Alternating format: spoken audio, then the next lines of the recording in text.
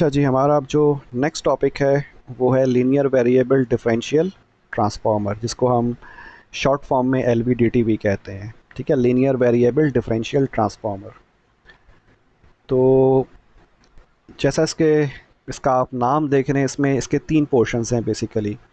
सबसे पहली बात, ये क्या है, एक ट्रांसफार्मर है। ठीक है, इसमें वाइंडिंग्स मौजूद होंगी। दूसरी चीज़ क्या है कि ये लीनियरली वेरिएबल होगा, यानी कि जो वेरिएशन आएगी जिस भी चीज़ की वो क्या होगी, लीनियर होगी। ओके, और डिफरेंशियल भी इसमें मौजूद होगा, मीन्स हम इसमें डिफरेंस लेंगे। तो बेसिकली जो लीनियर वेरिएबल है रिलेशन, वो किसका होगा, डिस्टेंस और वोल्टेज का रिलेशन होगा। ठीक है, और डिफरेंशियल जो होगा वो बेसिकली वोल्टेज का डिफरेंस होगा।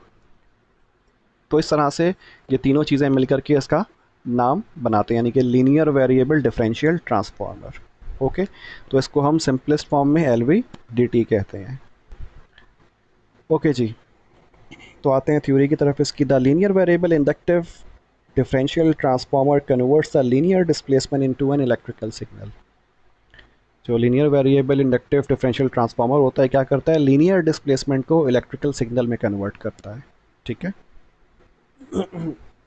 सो it's a kind of transducer, हम इसको एज अ ट्रांसड्यूसर इस्तेमाल कर रहे हैं। It works on the principle of mutual induction, that is the flux of the primary winding is induced to the secondary winding.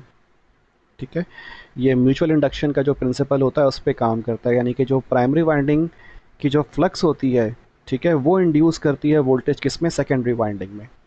तो यहाँ जो आप फिगर देख रहे हैं, this is the typical figure of LVDT, linear variable differential transformer. इसमें अगर आप गौर करें यहाँ पर, तो हमारे पास ये प्राइमरी वाइंडिंग है जिसको ब्लू कलर से दिखाया हुआ है। ठीक है, दिस इज़ प्राइमरी वाइंडिंग, और इसके दोनों तरफ हमारे पास क्या है, सेकेंडरी वाइंडिंग मौजूद है, यानी कि S1 और ये S2 दोनों अतराफ में। ठीक है, तो ये चीज़ तो समझ में आ गई। ठीक है, अब क्या होगा, जब प्राइमरी वाइंडिंग में जब इसको हम एनर्जाइज करेंगे तो डेफिनेटली इसके अराउंड क्या होगा, मैग्नेटिक फील्ड डेवलप होगी। और ये मैग्नेटिक फील्ड क्या करेगी, S1 और S2 दोनों में क्या करेगा, वोल्टेजेस को जनरेट करेगा। सिंपल, जो म्यूचुअल इंडक्शन में होता है। अच्छा, अब मसला क्या है कि यहाँ पर जो सेंटर है इसका, उसमें हमने क्या इस्तेमाल किया हुआ है, एक सॉफ्ट आयरन कोर। ठीक है, और इसको हमने अटैच किया है किसके साथ, इसका जो आर्म है इसको हमने अटैच किया हुआ है किसके साथ, उस एलिमेंट के साथ जो कि बेसिकली डिस्प्लेस हो रहा होगा, यानी कि हॉरिजॉन्टली। तो ये सॉफ्ट आयरन कोर जो है ये मूवेबल है अलोंग द एक्स एक्सिस। ठीक है, ये मूव हो सकता है इस डायरेक्शन में, हॉरिजॉन्टल डायरेक्शन में, क्योंकि इसको हमने अटैच किया हुआ होगा उस एलिमेंट के साथ जो कि डिस्प्लेस हो रहा होगा और जिसकी डिस्प्लेसमेंट हमें मेजर करनी होगी। ठीक है, या फिर डिटेक्ट करनी होगी। तो आपको पता है कि जो मैग्नेटिक फील्ड फ्लक्स होती है, ठीक है, वो डिपेंड किस पे कर रही होती है, उस एक फैक्टर उसमें क्या होता है, परमिटिविटी भी होती है। ठीक है, और परमिटिविटी जो होता है वो कोर पे भी डिपेंड कर रही होती है।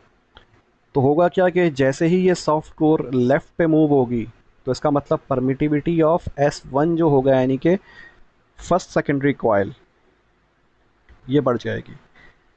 और परमिटिविटी यानी कि जो स्ट्रेंथ ऑफ मैग्नेटिक फील्ड होगी अलोंग द S2, वो क्या हो जाएगी, डिक्रीज़ हो जाएगी। तो इसका मतलब क्या हुआ कि अगर ये सॉफ्ट कोर यहाँ आ चुका होगा इस तरफ, तो यहाँ पर भी स्ट्रेंथ हो जाएगा और यहाँ पर भी वीक हो जाएगा। ठीक है, तो एक वोल्टेज जो होगा वो S1 के अक्रॉस जनरेट होगा और एक वोल्टेज S2 के अक्रॉस जनरेट होगा, क्योंकि ये दो डिफरेंट वाइंडिंग्स हैं।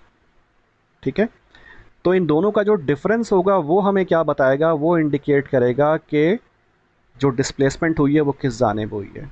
जाहिर सी बात है, अगर हम S1 के वोल्टेज को V1 ले लेते हैं और S2 के वोल्टेज को V2 ले लेते हैं, तो V1 माइनस V2 हमें V मिल जाएगा, और जितना ज़्यादा डिस्प्लेस होगा उतना ही ज़्यादा इसका डिफरेंस भी होगा।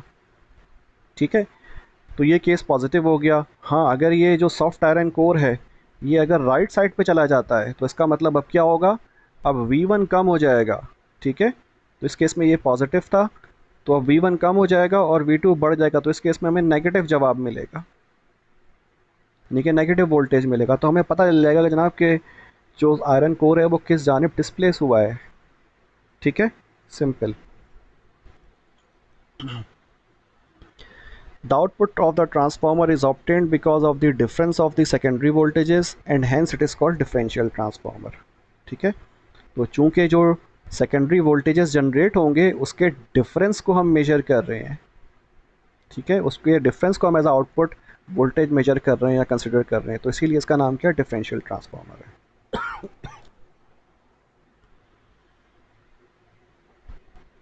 कंस्ट्रक्शन में एक्सप्लेन कर चुका हूँ। The basic construction of the LVDT is shown here in the figure. The P is the primary winding of the LVDT and S1 and S2 are the secondary winding of the transformer। Okay, the secondary winding is wound on the cylindrical former।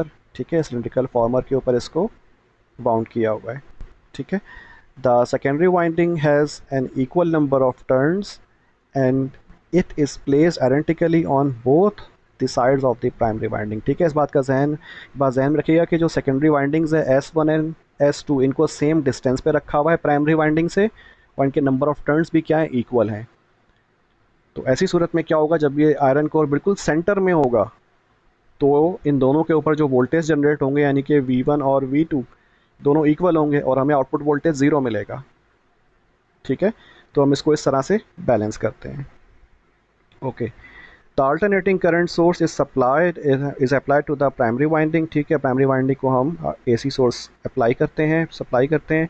The soft iron core is placed inside the iron core, और हमने soft iron core को जो है इसके साथ इसके अंदर put कर दिया है।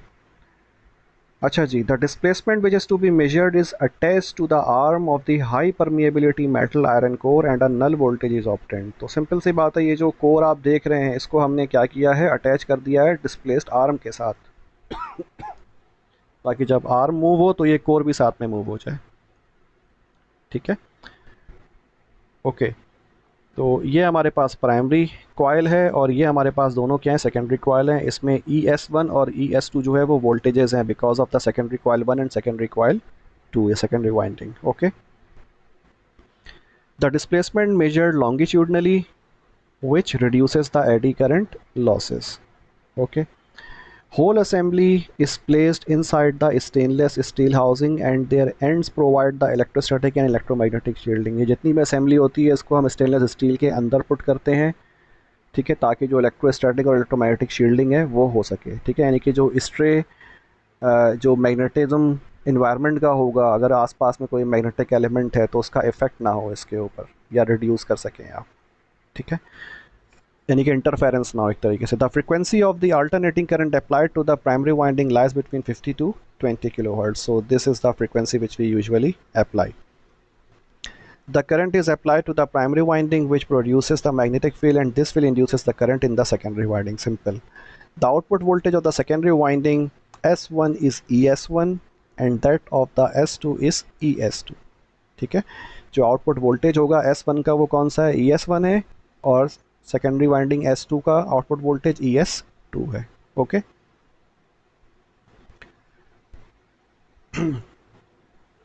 अच्छा जी, the secondary voltage signal is converted to electrical signal by connecting the secondary winding in series opposition as shown in the figure।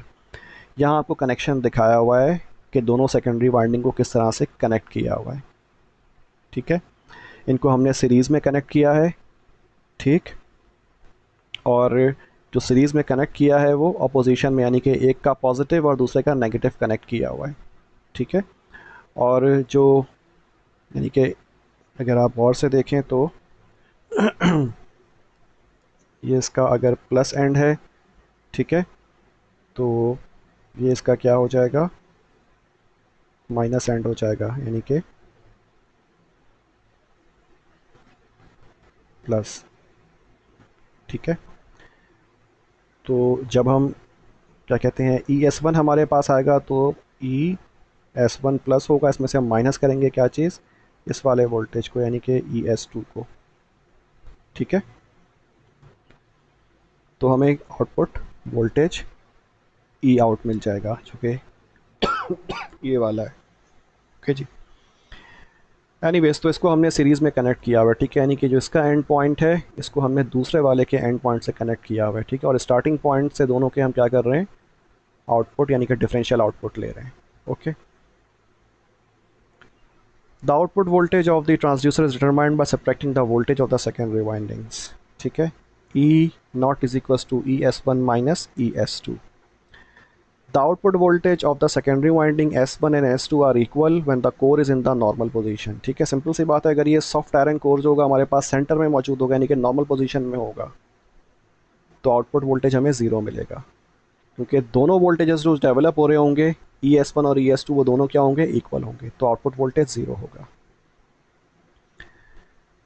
अच्छा, जो पहला केस है हमारे पास वो कौन सा है, यहाँ पर L V D T at left position है, ये लेफ़्ट पे गया है, ठीक है, सो इट्स वेरी सिंपल कि जब ये लेफ़्ट में जाएगा तो हमारे पास क्या हो जाएगा, S1 की वैल्यू जो S1 है इससे ज़्यादा फ्लक्स कट करेगा तो इसका वोल्टेज हाई हो जाएगा, S2 का वोल्टेज कम हो जाएगा, ठीक है ना, तो हमें आउटपुट क्या मिलेगा, पॉजिटिव मिलेगा, सही है, और इन फेज़ मिलेगा। जबकि अगर ये सॉफ्ट आयरन कोर ये कहाँ चला जाता है, राइट साइड पे चला जाता है, तो इस केस में क्या होगा, हमारे पास S2 का जो फ्लक्स है वो बढ़ जाएगा और सेकेंडरी वाइंडिंग S1 का जो फ्लक्स है वो कम हो जाएगा, तो इस केस में हमें नेगेटिव आउटपुट वोल्टेज मिलेगा। इसका मतलब क्या होगा कि जो आउटपुट वोल्टेज होगा वो 180 डिग्री आउट ऑफ फेज होगा with respect to the primary winding voltage, ठीक है।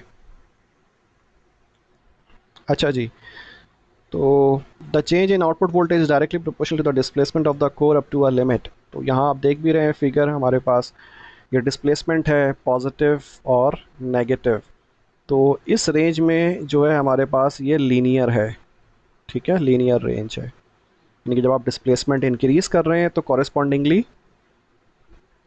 जो आउटपुट वोल्टेज है वो भी क्या हो रहा है, इंक्रीज हो रहा है, लेकिन इसके बाद फिर ये नॉन लीनियर हो जाता है, तो हम इसको इस्तेमाल उस रीजन में करते हैं जहाँ पे इसका जो रिस्पॉन्स हो वो क्या हो, लीनियर रिस्पॉन्स हो, सही है जी। बाकी ये रेजिडुअल वोल्टेज है, चूँकि इसमें मैग्नेट इन्वॉल्व है, वाइंडिंग इन्वॉल्व है, तो उसमें मैग्नेटिज्म पूरी ख़त्म नहीं होती है, तो इसीलिए थोड़ा बहुत वोल्टेज जो है वो यहाँ पे रहता है, ठीक है, मौजूद रहता है, तो इसके ऊपर जो रेंज है हम इसको वहाँ से इस्तेमाल करते हैं, ठीक है जी। So this is the simplest explanation of this figure. Any displacement will increase the flux of one of the secondary winding and on the other hand reduces the other, ठीक है, वही बात कि अगर डिस्प्लेसमेंट होती है किसी भी तरह की तो जो सेकेंडरी वाइंडिंग्स है दोनों में से एक का जो फ्लक्स है वो बढ़ जाएगा, जबकि दूसरे का फ्लक्स क्या हो जाएगा, रिड्यूस हो जाएगा, कम हो जाएगा। Now advantages of LVDT, the following are the advantages of LVDT। सबसे पहला high range, the LVDT has the very wide range for measurement of displacement, their displacement range is from 1.25 millimetre to 250 millimetre, ठीक है, इतना displacement around ये major कर सकता है। High output voltage, चूँकि हम इसमें मैग्नेटिक फ्लक्स इस्तेमाल कर रहे हैं और इनपुट वोल्टेज अगर हम बढ़ा दें, प्राइमरी वाइंडिंग का नंबर ऑफ टर्न्स अगर बढ़ा दें तो हमें आउटपुट के ऊपर क्या मिलेगा, ज़्यादा वोल्टेजेस मिल सकते हैं। रगेड होता है, it can tolerate the high degree of shock and variations specially when the core is loaded with the help of spring, ठीक है, तो ये शॉक्स वगैरह को भी एब्जॉर्ब कर सकता है, अगर हम कोर के साथ स्प्रिंग भी लगा देते हैं तो फिर ये बहुत ही ज़्यादा रगेड हो जाता है, यानी कि अगर शॉक भी आए तो स्प्रिंग उसको एब्जॉर्ब कर सकता है, ठीक है। लो हिस्टैरिसिस, तो इसमें जो हिस्टैरिसिस जो होता है उसकी जो मैग्नीट्यूड होती है वो कम होती है, ठीक है, लेकिन फिर भी हिस्टैरिसिस मौजूद होती है, तो लेकिन चूँकि कम है इसीलिए हम इसको बार बार रिपीटेडली इसको इस्तेमाल कर सकते हैं फॉर मल्टीपल रीडिंग्स, ठीक है, या displacement measurement. Low power consumption है इसकी, अराउंड 1 वाट के अराउंड ये कम अज़ कम इस्तेमाल कर सकता है, ठीक है, या कंज्यूम करता है पावर। डिसएडवांटेजेस जो हैं एलवीडीटी के, large displacement is required for getting the considerable differential output, ठीक है, जो अगर हमें डिफरेंशियल आउटपुट ज़्यादा चाहिए होगा तो हमें डिस्प्लेसमेंट लार्ज करना होगा, ठीक है। The LVDT transformer is very sensitive to the stray magnetic field, अगर अतराफ़ में माहौल में अगर मैग्नेटिक फील्ड मौजूद होगी तब इसकी जो रीडिंग्स हैं वो फ्लक्चुएट करेंगी। The performance of the transducer is affected by the vibration, ज़ाहिर सी बात है वाइब्रेशन होगा तो इसका परफॉर्मेंस सही नहीं रहेगा, क्योंकि फिर जो कोर है वो मूव हो रहा होगा। The dynamic response is influenced mechanically by the mass of the core and electrically by the frequency of the current, ठीक है। Uses of LVDT. It is used for measuring the displacement having a range for from a few millimeter to centimeter। ठीक है, ये इसका use है, millimetre से centimetre की range में हम इसको इस्तेमाल करते हैं डिस्प्लेसमेंट की मेजरमेंट के लिए। The LVDT is used as a device for measuring the force, weight, pressure. Some of the LVDT used for measuring the load and pressure। तो सिंपल सी बात है, हमने डिस्प्लेस करवाना है इसके कोर को, तो वो किसी भी तरह से कर सकते हैं। हम वहाँ पे लोड लगा दें, हम फोर्स अप्लाई कर दें, हम वेट अप्लाई कर दें, हम प्रेशर अप्लाई कर दें, तो कुछ भी हम इससे मेजर कर सकते हैं। The LVDTs are mostly used in servo mechanisms and other industrial applications. ठीक है, जो सर्वो मैकेनिज्म, जो सर्वो मोटर जहाँ पे होता है, ठीक है, वहाँ पे हम इसको इस्तेमाल करते हैं LVDT को, ताकि वो अपने आप को बैलेंस कर सकें। यानी अगर वोल्टेज पॉजिटिव आ जाता है, ठीक है, तो वो उसको फिर बैलेंस करके वापस उतना ही रिवर्स वोल्टेज अप्लाई करे और फिर क्या कहते हैं, नल पोजीशन पर आ जाए जो भी शाफ्ट है। तो सर्वो कंट्रोल वगैरह में हम इसको यूज़ करते हैं जहाँ पे हमें फीडबैक मिल रहा होता है। ठीक है, एनीवेज।